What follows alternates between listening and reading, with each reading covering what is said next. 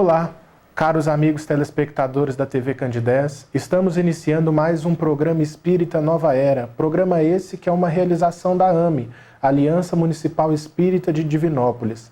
E como já é de conhecimento de todos vocês, o nosso programa objetiva levar até o telespectador as diretrizes educativas da doutrina espírita, dentro da abordagem de variados temas de interesse geral. E no programa de hoje, nós estamos recebendo o nosso amigo, pesquisador, palestrante espírita, Vicente Cardoso, que veio falar para a gente sobre uma temática muito importante, uma temática extremamente atual, que é o tema dependência química.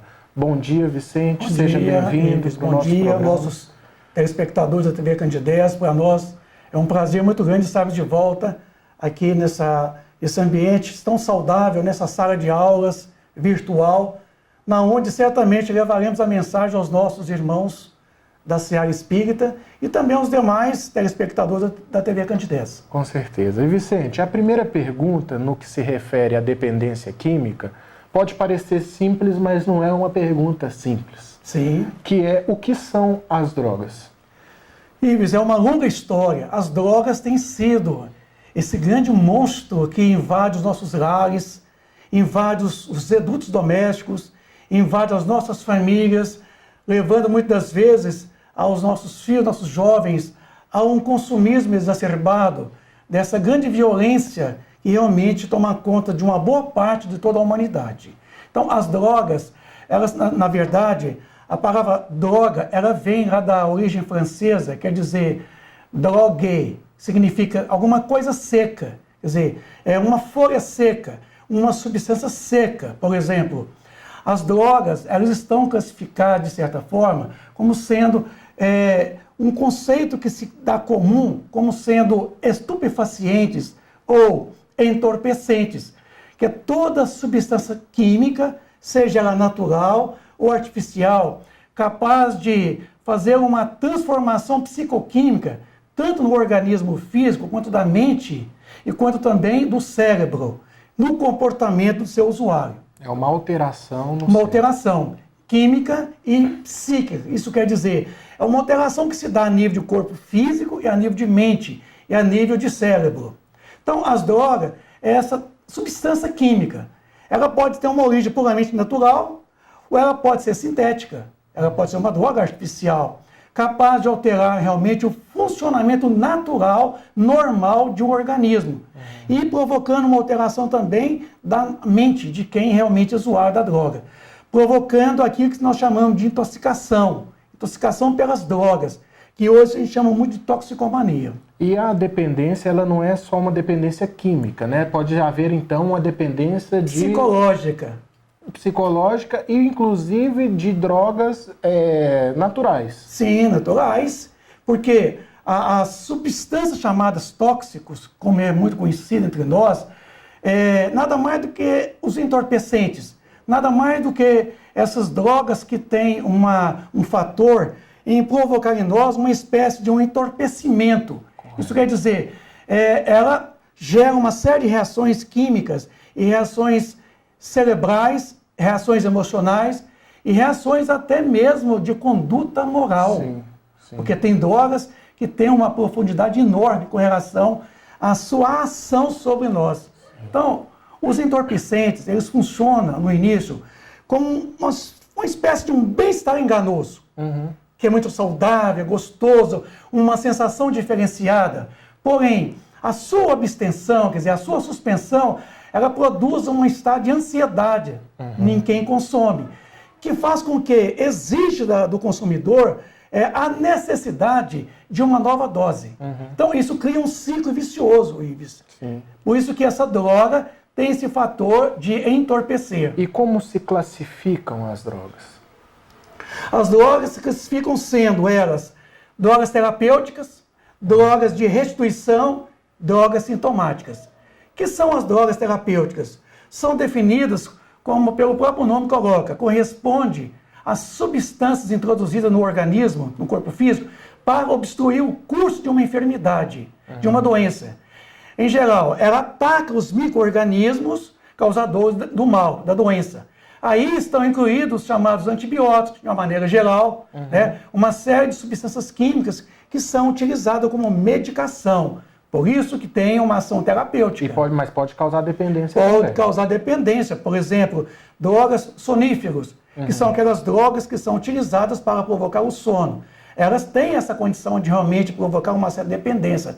Os chamados barbitúricos geram uma dependência muito grande no nosso organismo. Temos ainda, Ives, as chamadas drogas de restituição, que são todas substâncias químicas que servem para corrigir alguma deficiência no funcionamento geral do organismo. Com isso, são elas as vitaminas, vitaminas naturais, sintéticas, são sais minerais, são vacinas, são os hormônios, etc, etc. E temos realmente as chamadas drogas sintomáticas, que são aquelas drogas que são substâncias químicas naturais ou artificiais que são utilizadas para poder produzir um impacto sobre o nosso psiquismo, sobre o psiquismo do seu usuário, provocando alterações do comportamento. E outra, são conhecidas também, Ives, como drogas psicotrópicas, principalmente aquelas que têm um impacto inicialmente sobre o nosso cérebro. Então, ela altera o comportamento do seu usuário, provocando nele assim, uma série de situações, porque o chamado tropismo é tudo aquilo que a mente tem uma atração. Então, as drogas sintomáticas, elas provocam uma espécie de um tropismo, quer dizer, uma alteração causada que o cérebro sente falta daquilo. Porque há uma dependência física e há uma dependência psicológica neste caso. Sim, e é justamente dentro desse questionamento que você fez, desses apontamentos, que a gente parte para a terceira pergunta, que é quais são as consequências físicas, psicológicas e principalmente as consequências espirituais decorrentes dessa atitude impensada, né? Ô Ives, é muito importante as consequências. São variadas. Diminuição da inibição. Inibição é a capacidade de você discernir algo errado do certo, o certo do errado. Então, diminui a nossa capacidade de inibição. Intensifica as nossas emoções. Causa distúrbios na percepção. Por isso que muitas vezes o usuário de drogas alucinógenas, ela tem toda uma alteração das percepções. Alucinações variadas, temos comprometimento dos centros motores, quer dizer, com o tempo a pessoa começa a ter comprometimento com seus centros motores, destruição das células nervosas, inclusive do cérebro, degradação geral do organismo, há uma debilidade do próprio organismo, doenças mentais, disritmia e demência cerebral, porque as drogas destroem as células cerebrais, doenças do coração, doenças do pulmão, temos cânceres e mais cânceres, temos também a AIDS, muito comum hoje, oriunda de quê? Do uso da drogadição, né, das drogas. Temos também, para finalizar essa parte, a chamada síndrome amotivacional, que é a perda, Ives, do interesse pelas atividades escolares, interesse pelo trabalho, pela diversão, pela vida, indiferença com a vida, incapacidade para enfrentar os problemas e frustrações do nosso dia a dia, chamada síndrome amotivacional.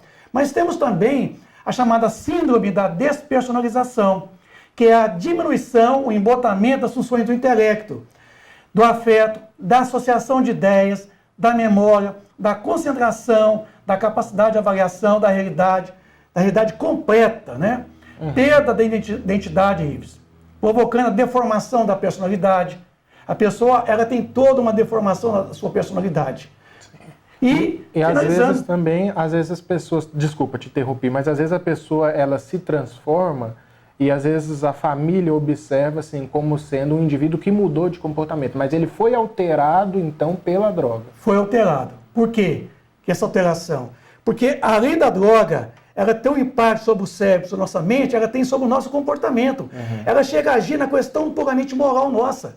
Joana de Ângeles, no livro Após a Tempestade, num capítulo chamado Os Estupefacientes, Joana coloca que as drogas, elas despertam em nós, lá em nosso subconsciente, energias atávicas. Quer dizer, o nosso atavismo ele é despertado provocando em nós uma série de distúrbios comportamentais.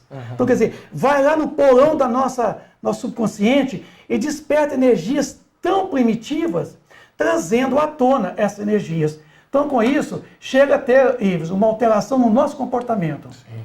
E, além de tudo, as drogas têm trazido muita violência. Não somente aquele que consome as drogas, mas quanto aquele que realmente faz o tráfico das drogas. Então, há muita violência, porque há uma dependência muito grande com relação à questão do uso das drogas. Sim. Agora, as consequências espirituais, Vicente, do espírito que desencarna, por exemplo, perturbado pelo uso de drogas, ele vem a comprometer o seu organismo perispiritual? Vem. Compromete muito o seu perispírito, porque tudo que nós fazemos ao corpo físico, lesa-se o perispírito, lesa-se o corpo mental. Com isso, gera para as futuras encarnações débitos clamorosos, pelo qual o usuário da droga não sabe que, uma vez utilizando essas drogas, tem um impacto também sobre ele, sobre o seu corpo espiritual, chamado perispírito. Então, certamente, futuramente, ele terá uma série de distúrbios espirituais. Por quê? Porque aquilo lesou seu perispírito. Ele vai trazer, nas futuras encarnações, um perispírito lesado, que vai moldar um corpo conforme, quer dizer, aquilo que a droga gerou no seu organismo espiritual. Então, as consequências é muito grande com relação ao perispírito. Para você, amigo telespectador que está assistindo a TV Candidez nesse momento, nós estamos no programa Espírita Nova Era, uma realização da AME, Aliança Municipal Espírita de Divinópolis. E hoje a gente está com o nosso amigo Vicente falando sobre a dependência química e o uso de drogas. Então, Vicente, essas consequências espirituais, elas podem também, a gente pode também interpretá-las não só como uma lesão do perispírito, mas também como uma rede de escravização. Escravização. Porque gera o processo obsessivo. Sim. O uso da droga leva a criatura, Ives, a uma certa dependência. Uma dependência em que ele vai realmente ter comparsas. Quer dizer, ele vai ter espíritos vampirizadores, espíritos usuários de drogas. Traficantes no mundo espiritual. Porque lá também tem os dependentes, drogaditos, que estavam aqui na face da Terra. Com a morte do corpo físico, a morte não muda nada. Sim. A criatura continua dependente. E com isso, essa morte faz com que essas criaturas elas vão habitar regiões inferiores. Sim. E ali existe uma série de comparsas que vão também juntar com este que está chegando e vai criar um processo obsessivo com relação àqueles dependentes encarnados. Encarnados que fazem o uso das drogas. Criarão ali em torno dele uma dependência enorme, Ives. E drogas não é só a cocaína, o crack, não, é o álcool e o cigarro, que muita gente não inclui no rol das drogas. Sim. Né? E isso é muito importante da gente colocar para o nosso telespectador, porque quando a gente está falando de dependência química, de uso de drogas, a gente tem que falar das drogas lícitas, das drogas que você pode adquirir facilmente em qualquer esquina, que é o cigarro e que é o uso de álcool, que leva a transtornos de intensidade tamanha, muito, né, que podem alterar a vida da pessoa por completo. O comportamento pode trazer sequelas, pode trazer distúrbios mentais, distúrbios espirituais, distúrbios morais. Por quê?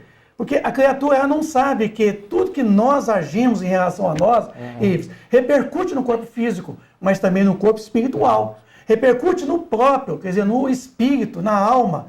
Por isso que Emmanuel, no livro Religião dos Espíritos, ele tem um capítulo especial chamado Doenças Escolhidas, que inclusive ali ele faz menção com relação ao uso de drogas que envenenam, que a criatura ela suicida lentamente. Porque o álcool é um suicídio lento. Sim. O álcool ele mata. O álcool é o maior inimigo do coração. Ele desenvolve arteriosclerose, ele desenvolve problemas circulatórios. Então, o alcoólatra futuramente tem série de problemas. Além do cigarro, da droga psicotrópica, ele tem as drogas depressoras, que é no caso do álcool. Então, ele não sabe que além de uma cirrose hepática, além de uma demência cerebral, ele vai ter um comprometimento futuro, lá no mundo espiritual. E vai haver uma vampirização. Porque em torno de um drogadito encarnado, existe uma série de espíritos desencarnados dependentes do álcool. Dependentes do álcool, e até tem um espírito que fala que o primeiro copo é você que toma. O segundo copo já tem participação. O terceiro, você já virou canudo do espírito. Ou seja, os espíritos oportunistas, que de certa forma encontram em nossas fragilidades Sim. acesso para poder dar invasão a vícios que eles mesmos não se libertaram, aproveitam de momentos como Sim. esse, que muitas vezes nos arrebatam de uma maneira muito sutil, porque o telespectador ele pode estar pensando assim, mas eu bebo só socialmente. Mas quem diz que por ali, através de uma singela alteração do seu psiquismo, já não vai ser o bastante para que faça que muitas vezes não só espíritos te influenciem, mas como, por exemplo, altere você no volante do seu veículo, Sim, né? E certamente. cometa um acidente, ou fale palavras impensadas com a sua esposa, acabe com o seu No casamento. caso, a inibição, diminui a inibição. Então a gente passa a perder o discernimento daquilo que faz.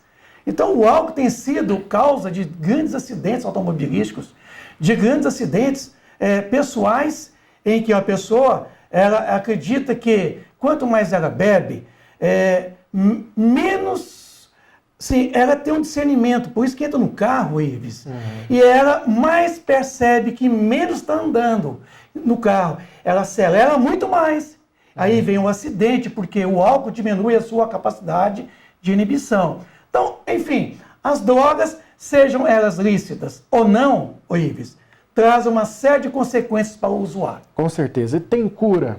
Porque cura. quando a gente diz, quando a gente fala de drogadição também, a gente tem que ir raízes mais profundas do que o vício em si, que é um problema oculto. De muitas vezes uma fuga da realidade do indivíduo, uma ansiedade profunda, uma depressão que muitas vezes leva a pessoa através de substâncias químicas. Mecanismo de evasão. De evasão. Isso. Então a cura, porque a gente tem que considerar a droga como sintoma, não como uma causa. Não como uma causa.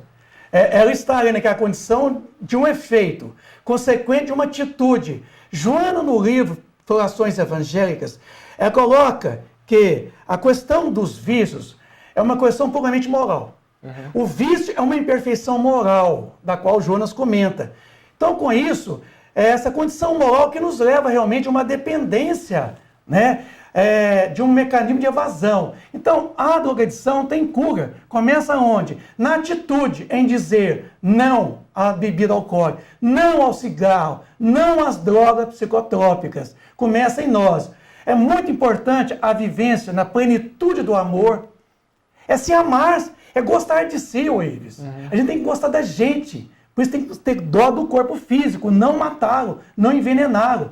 É muito importante a família como sendo aquela situação onde você vai encontrar o apoio afetivo, o apoio onde os pais, os irmãos, toda a parentela apoia você no sentido de resgatar a sua condição. É muito importante o labor-terapia, quer dizer, a terapia pelo trabalho, esportes, o lazer, a recreação, são tudo coisas que ajudam realmente. Grupos de autoajuda, isso quer dizer terapias em grupo, tudo funciona. Ou seja, a pessoa tem que pedir socorro Tem também. que pedir socorro. Procurar um médico, procurar um psicólogo, procurar um psiquiatra, procurar as clínicas de recuperação. Atitude, que eu chamo de oração. A oração é muito importante. A prece torna melhor o homem? Pergunta 660 do Livro dos Espíritos. Sim, quer dizer, porquanto aquele que ora, né, aquele que realmente ora com fervor e confiança, certamente ele fica mais forte contra essas tentações que arrastam ele às dependências, né, o chamado processo obsessivo. Com isso, é um socorro que a gente jamais devemos assim observar, que nós não podemos deixar hora nenhuma. Por isso que a oração, Ives, não é simplesmente a reza, é a atitude, né? É atitude, é você ter comportamento, é você agir, é você fazer um estudo de você, das suas imperfeições, é você fazer a sua corrigenda.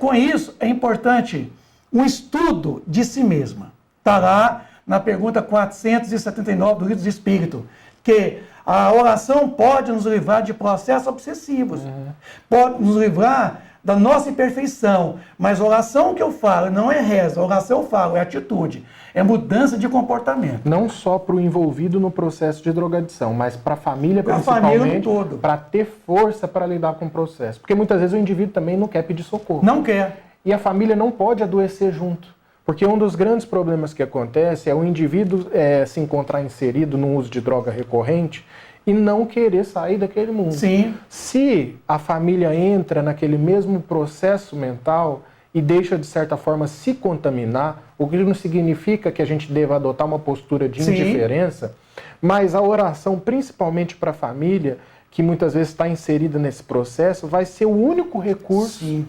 O único recurso. A profilaxia. Né? Além do processo de reparação, de retificação, a profilaxia.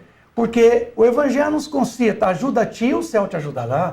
Como o céu está dentro de nós, é importante que a gente volte para dentro de nós mesmos e buscamos em nós a solução definitiva de todos os males de que nós padecemos aqui hoje na Terra. Por isso que Deus assiste muito mais aqueles que obram do que aqueles que se limitam a pedir, simplesmente pedindo. Sim. E a pergunta, e o Evangelho, o papel do Evangelho, que é a nossa última pergunta, Sim. É o papel do Evangelho nesse processo. Ele colabora? Muito importante. Mateus, no capítulo 8, versículo 17, ele coloca: Ele tomou sobre si as nossas enfermidades e levou as nossas doenças.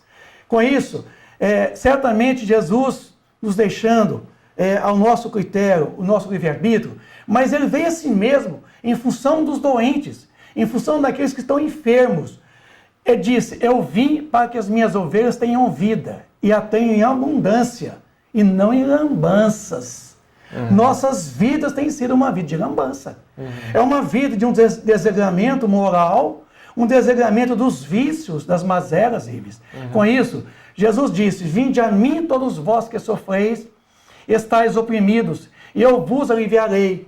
Tomai sobre vós o meu jugo e aprendei de mim, que sou brando e humilde de coração. Aí encontrareis repouso para as vossas almas. Então, ele está nos chamando, ele está nos concitando a uma mudança de atitude. Porque ele nos coloca que esse jugo, da qual ele coloca, nada mais do que a observação das leis divinas. É você vivenciar as leis divinas. E esse jugo, ele é tão suave, o fardo dele é tão leve, que impõe simplesmente a lei do amor e da caridade. Então, ame-se a si mesmo, é amar a si mesmo primeiro, é você ter dó do corpo, da indumentária, quer dizer, desse santuário divino do qual você habita. É você começar a amar a si mesmo. O Evangelho, então, ele vem resgatar a todos nós que somos criaturas doentes, que somos criaturas enfermas. Ele vem, é o lenitivo, ele é aquele bálsamo que vem realmente trazer a cura definitiva de todos os males. Outra coisa aí, muito importante para poder começar a finalizar, buscar um sentido da vida. Trabalhar esse vazio existencial da qual eu sou portador, todos nós somos portadores. Buscar um sentido para a vida, dar à vida uma direção retilínea e acima. Buscar realmente significado da sua existência, buscar o Evangelho como evangeloterapia, a mensagem cristã, observar que Jesus, ele é o caminho, ele é a verdade, ele é a vida. É buscar um significado, entendendo que ele veio para nós e temos a certeza de que ele vindo para nós, por causa das nossas enfermidades, o fato dele partir para a realidade espiritual dele, ele tinha certeza que mais cedo ou mais tarde a humanidade ficaria livre de todos os vícios, todas as mazelas, todos os defeitos. Certamente todas as doenças estariam erradicadas. Quando ele colocou, ele veio por causa das nossas enfermidades e ele levou as nossas doenças. Isso quer dizer, o Evangelho é esse lenitivo, é essa cura definitiva de todos os nossos males. Evangeloterapia. Não tem outra terapia mais eficaz, mais eficiente, se não é a solução de imediata. Ela pode ser mais a longo prazo, mas não é simplesmente conhecer o Evangelho, é vivenciá-lo. É ter o ele na vida, nas atitudes. É uma vida de redenção, é uma vida de resignação, de você ressignificar as atitudes. Então, o drogadito não está condenado, ele tem toda a possibilidade de reverter a situação. É reversível. Todo você, pai, toda você, mãe, que tem um filho em casa agora, padecendo aí pelo uso da droga, sofrendo. Ame o seu filho, toma ele para junto de você, abraça ele, não apoia ele nos vícios, mas apoia ele como pessoa, como ser humano. Dá a ele essa fortaleza para que ele possa recuperar, que ele possa refazer a sua vida. Agradecemos a você, telespectador, pela paciência, pela audiência. Lembrando ainda que os nossos programas vão ao ar todo sábado às 9h30 da manhã, com a reprise às terça-feiras, às 7 horas da manhã. Muita paz e contamos com vocês.